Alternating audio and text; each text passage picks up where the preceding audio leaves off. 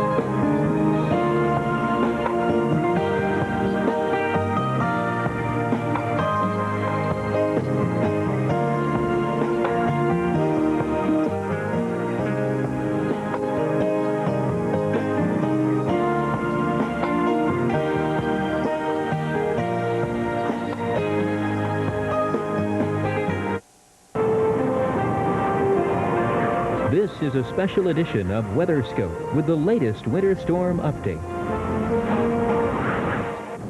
A major winter storm in the east. That is our main weather story on this Sunday morning. Good morning. Thanks for joining us. I'm Rick Griffin live in the Weather Channel Forecast Center. Well, blizzard warnings have been posted for the New York City, Philadelphia, and Washington, D.C. area. In the D.C. area, 10 inches of snow have fallen in about the last 12 hours, and snowfall rates are 1 to 2 inches per hour at this time. We do expect the snow to pick up in intensity around the Philadelphia area and the New York City area later this afternoon and this evening, and in Boston overnight tonight. Now, we are covering the storm live. Last hour, we had Jeff Morrow in Washington, D.C. This hour, we have Jill Brown. Jill is in New York City, and we're going to go to her right now. Jill, I noticed that on radar, the snow is beginning to pick up a little bit to your southwest. Do you notice any slight increase in intensity around your area at the moment?